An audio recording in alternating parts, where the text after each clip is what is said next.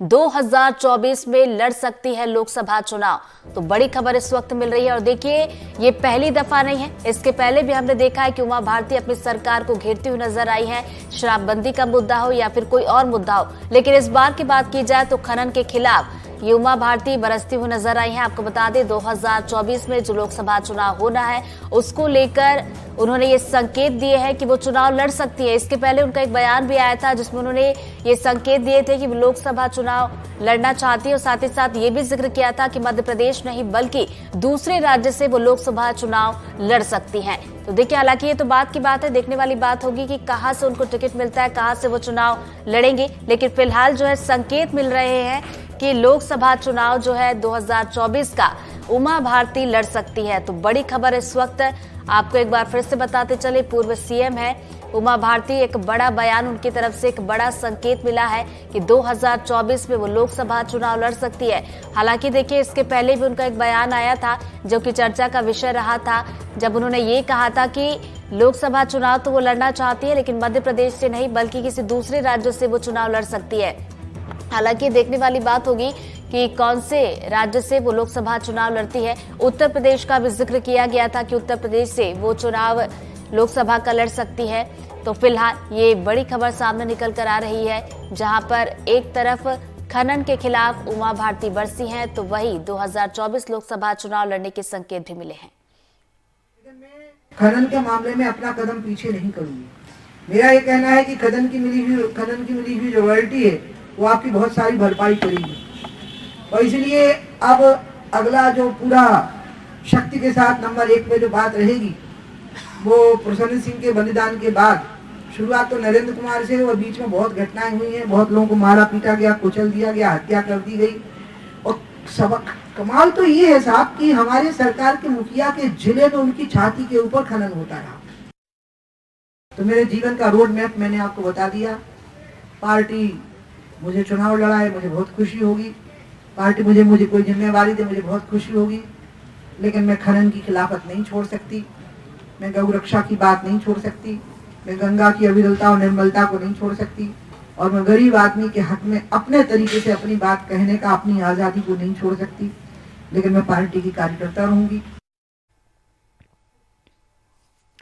तो देखिए उमा भारती को आप सुन रहे थे, प्रेस कॉन्फ्रेंस भी आज उनकी थी और ये बयान जो उन्होंने दिया है उसमें दो चीजें गौर करने वाली है। पहली तो देखिए जैसा कि हम पहले भी आपको बता रहे थे कि पहली दफा नहीं है, इसके पहले भी वो अपनी सरकार को घेरती हुई नजर आई है। तो देखिए खनन के खिलाफ उन्होंने कहा, अपनी बात रखी अपने बयान में और साथ ही साथ लोकसभा चुनाव की बात की जाए जो कि 2024 में होने हैं, इसको लेकर भी संकेत मिले हैं कि लोकसभा चुनाव 2024 में वो लड़ सकती है। तो देखिए कुछ और बातें कही ये भी बताते हैं। उन्होंने कहा कि परिस्थितियों का रोल रहता है, ये उन्होंने अपने बयान में कहा और कहा कि चुनाव से पहले जेपी नड्डा से मुलाकात भी की थी। 2024 लोकसभा चुनाव लड़ने का उन्होंने आपको बता दें जिक्र भी किया था और कहा कि खनन के खिलाफ मैं लठ लेकर खड़ी रहूंगी। और इसी खबर पर ज्यादा जानकारी के साथ हमारी सहयोगी अमृतांशी हमारे साथ जुड़गी, सीधा उनका रुख करते हैं। अमृतांशी देखिए दो बातें गौर करने वाली है। पहली बात तो ये कि ये पहली दफा नहीं है जब उमा भारती अपनी सरकार को घेरती हुई नजर आई है। दूसरी बात ये, कुछ महीने पहले हमने देखा था उनका एक बयान आया था कि इच्छा जाहिर की थी कि लोकसभा चुनाव लड़ना चाहती लेकिन मध्य प्रदेश से नहीं। बिल्कुल, देखिए उमा भारती जो है बीजेपी की वरिष्ठ नेता मानी जाती हैं, पूर्व मुख्यमंत्री रही हैं और जाहिर सी बात है बीजेपी का जो सूखा था उसको ख़त्म करने में अगर किसी का हाथ था वो थी पूर्व मुख्यमंत्री उमा भारती। अब ये इसलिए भी खास हो जाता है क्योंकि आज प्रेस कॉन्फ्रेंस जो है उन्होंने बुलाई और कई मुद्दों पर जो है उन्होंने अपनी बात रखी कि कैसे वो चुनाव लड़ने की इच्छुक हैं। अब वो चाहती हैं कि संगठन में उनको पद दे दिया जाए। अब देखिए महत्वपूर्ण बात ये हो जाती है कि उमा भारती ने जिक्र किया है कि उन्होंने राष्ट्रीय अध्यक्ष जेपी नड्डा और बीएल संतोष जो हैं, जो कि संगठन के सर्वोच्च नेता हैं, उनसे मुलाकात की थी और इस मुलाकात के दौरान उन्होंने जो है अपनी इच्छा जाहिर की है कि वो लोकसभा चुनाव लड़ना चाहती हैं और वो संगठन में एक पद पर भी काम करना चाहती हैं। इसके पीछे की वजह उन्होंने ये बताई कि वो जो कंट्रीब्यूशन देना चाहती हैं, अपना योगदान देना चाहती हैं और लगातार लोगों की सेवा में बने रहना चाहती हैं। लेकिन इसके पहले आपको याद होगा क्योंकि अभी हाल ही में शहडोल में जिस तरीके से पटवारी की हत्या रेत माफियाओं ने कुचल कर दी, इसको लेकर अब उमा भारती मुखर हैं और सीधा अपनी सरकार पर उन्होंने सवाल उठाए, अपने लोगों पर सवाल उठाए कि आखिर क्यों मध्य प्रदेश का शासन प्रशासन जो है वो रेत उत्खनन रोकने में जो है वो असफल होता जा रहा है। और उन्होंने देखिए साफ तौर पर कह दिया कि जिस तरीके से शराब की दुकान के लिए मैंने पत्थर उठा लिया था,